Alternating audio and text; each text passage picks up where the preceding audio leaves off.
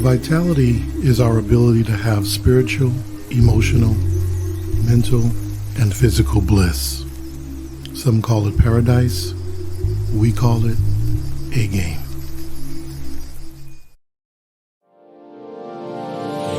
Hey all my Crimsonites, and welcome to the Crimson Cure channel, where we embrace our femininity, increase our womanly values, and celebrate our brothers. So join me on our feminine journey to learn, heal, and grow.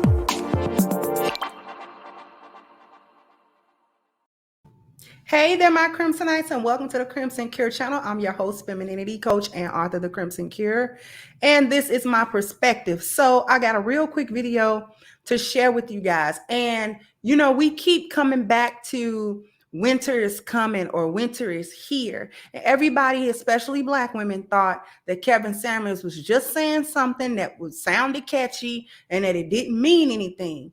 But the fact of the matter is, it really does mean something. So what I want to do is I'm going to show a quick video. It's probably like 2 minutes long. And then we're going to come back and talk about this. We're going to talk about this. Y'all, Black women are going to have to keep that same energy. Like, I dare y'all to keep that same energy.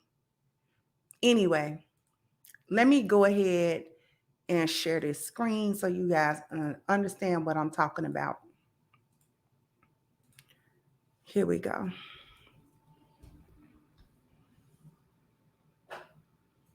First things first, Black women, fuck being independent.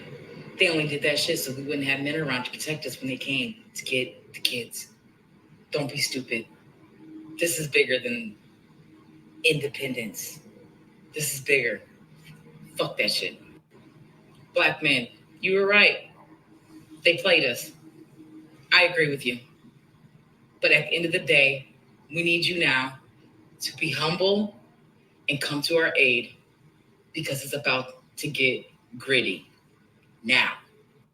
See, the brothers tried to prevent all these problems from happening. They've been saying this for a long time. In the 80s and 90s, they were saying this, but now it's come full circle. So at least this particular sister is admitting it. Now, y'all got to fix that to get the brothers back, because the brothers are kind of, a lot of them went elsewhere. You have a lot more competition today. So you have your work cut out for you getting the brothers back. 200 people will have to find a new place to live. An apartment complex is terminating every tenant's lease with a 60-day notice. You're just saying on the 31st of August, y'all got to be out. How can you put us out within 2 months? It's a notice of termination. Residents living at the Forest at Columbia Apartments in South DeKalb say they weren't prepared for. Everybody out here is not going to find somewhere to live in 2 months. Tuesday night, every single resident living at this complex, including families, was slapped with this notice. And you can't just put us out our homes. We have children. Now, I want y'all to sit and analyze that. Take a breather. Ask yourself, what is the bigger picture behind why they're moving those people out? Oh, the apartment needs to be hooked up. Yeah, they're going to do that too. You think they're going to move the people back in that same area? How much y'all want to bet they're going to move the people back in the same area? Because see, by the time they want to move back, the rent for that apartment going to be so astronomically high, they ain't going to be able to afford it. Watch what I say. First things first. Okay. So let me go ahead and I'm going to come back to you and stop sharing. So this is what Kevin Samuels was talking about. Winter is coming. Winter is here, right? This is what was being said to Black women, not to scare y'all. It wasn't really a scare tactic, although this is something that you should have been scared of, because there was a reality that you didn't see coming. So you should have actually been afraid of it because you didn't see it coming. Here's the thing. You had in that clip about 200 tenants getting evicted out of that apartment complex.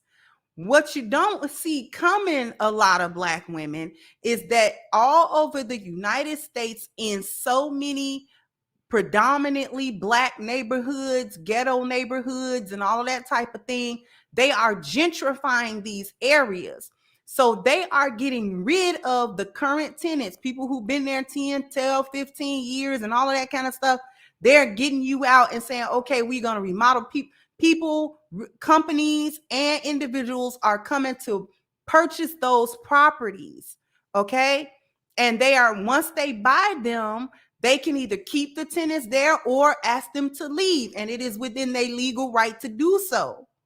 If an area is being gentrified, they're likely going to ask you to leave, especially if you are low income or you have a Section 8 voucher or any other form of governmental assistance that assists you with rent payment. They're likely going to go ahead and get you on out of there because you're considered to be low quality, a low quality tenant. And to be honest, you kind of are low quality tenants because a lot of the areas just in Chicago, that I believe happened in Georgia, but just in Chicago, it's the same thing. The Inglewood, aka the O Block neighborhood, is one of the worst neighborhoods in Chicago. Okay, it's just as bad or worse as the Garfield area of Chicago and a few other neighborhoods that are really run down. Those have been predominantly Black neighborhoods for a very long time. Those are the hoods. Those are the ghettos in Chicago.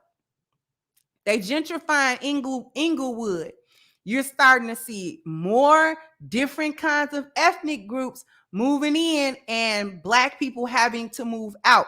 You're seeing newly constructed buildings. You're seeing renovations happen in those old 2 flats and graystones and things of that nature happening. They're moving you out. And when they gentrify the area and they put all quote unquote condo quality stainless steel appliances and exposed brick walls and all that kind of stuff, you're not going to be able to afford getting back in there because they're not going to accept Section 8 vouchers.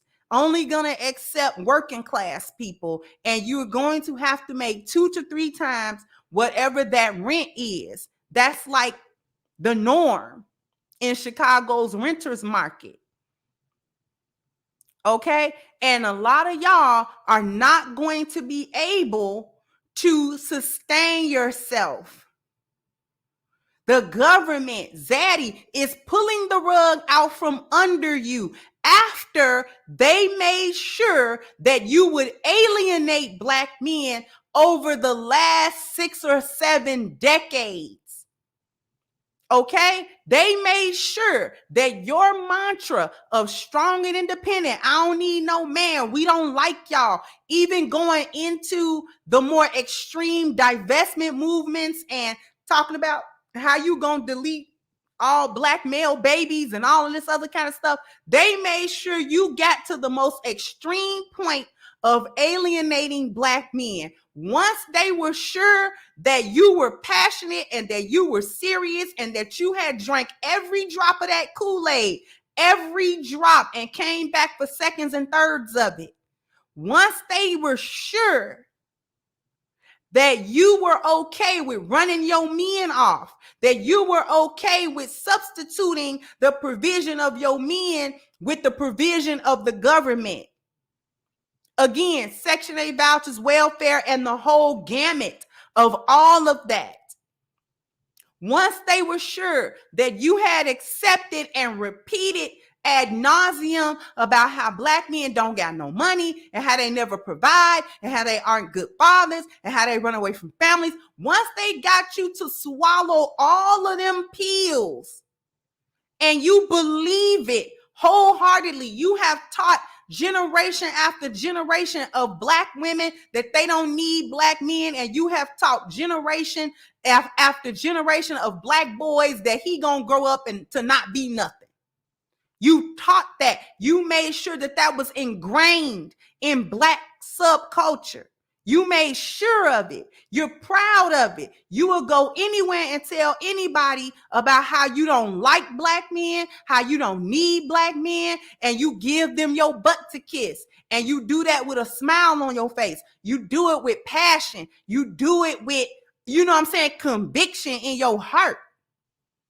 Once they got you to the point where that was exactly where you needed to be, now they just pulled out the rug from under you. And this is what is meant by winter is coming. And for those of us who are saying winter's here, because they are already pulling the rug out from under you with gentrification, with pulling back on these various social safety nets. COVID was a perfect excuse to lay you off and not rehire you. Where those degrees that you got, that you were so proud of, that you dangled over men's heads, that don't serve you as well as you thought. It's plenty of y'all with bachelor degrees living in your car. Stop the cap. That's why you want these men to be making these exorbitant amounts of money so they can come save you, because you're living in that little Prius of yours. You living in a Prius, you got just enough money to rent out a storage space in like a U-Haul place or one of them extra storage places, one of them used storage places. So you can go in there sometime, where you keep your little things at, and you ain't really got family like that, and you ain't really got friends like that where you can consistently stay with them to get up on your feet, because at this point, for a lot of you, there's no such thing as getting up on your feet. You're not able to get on your feet again. You got kids that you had to give to their father, or you gave to your mama, or you gave them to your sister, or whatever, because you're living in your car, because you're living on the street already. And they waited good and well until you made sure to alienate black men to the point where black men believe you. Now black men believe you. Oh, you don't want us? You don't like us? You don't need us? Oh, well, okay. Well, we'll just go elsewhere. We'll just figure something else out. No, we don't want to protect you. No, we don't want to give you our 4 Ps. No, we don't want to problem solve for you. No, we don't want to provide for you. No, we don't want to procreate with you. We don't. That's what black men are saying as a group. And that is echoing more and more. No, we don't want to give you the 4 Ps because black women don't appreciate when we do come through with the 4 Ps. You don't like it. You got a problem with it. You got a problem with us telling you what needs to happen in order to straighten out what has already gone left. You about to fall over the waterfall. You about to go over the cliff and you still tripping. You still allergic to accountability and all of that. Ain't nobody got time for that. Nobody has time for that. That apartment complex in Georgia is one of many that's going on in the United States across so many black neighborhoods and communities where these people, well, we got kids. Zaddy don't care about your kids. And that was the problem. You thought Zaddy cared about you. You thought he would have your back always. Again, as long as you went against black men, as long as you subscribe to white supremacy through feminism, you thought he would always have your back. And I don't know at what point in history he's proved to be loyal. But y'all are not students of history. You're so focused on right now. You're so focused on the little crumbs that he gives you from the table that put you just a tad bit ahead of black men. And you're so invested in that power trip that you didn't realize that Zaddy giveth and Zaddy taketh away. He don't like you either. I keep telling you that. He don't like you either. He just used you to be, you know what I'm saying, the Order 66 in the black community. That's all. That's another thing that Kevin was talking about. For those of you who are not nerds or geeks, rather, who don't understand that Star Wars reference, I suggest you look that up or read about it or watch that movie. Order 66 was executed in the third movie, Revenge of the Sith. Yes, I'm a geek, so yes, I know. And them clones and most of y'all are clones, so it's befitting, was all down with fighting with the Jedi until Order 66, and they killed all the Jedi that they was formerly teamed up with. And that's what y'all do, and that's what they did with y'all, with the collective of Black women. That's what we talking about. Winter is here. So keep the same energy. You don't need Black men, so don't ask for them. Don't ask for the men that you were busy alienating. Anyway, before we sign off, I want to draw everybody's attention to the Black Lives Matter petition that we have against the organization for their theft of $90 million plus dollars in donated funds that were supposed to go back into helping the Black communities. Instead, it went into their pockets. So the link to that petition is in the description box. So please go ahead and sign, share, contribute to it if you can. Also, sound off in the comment section. Let me know what you think. Like, share, subscribe to the channel if you have not. Once again, I'm your host, The Crimson Cure, and this was my perspective. Bye-bye, Crimsonites.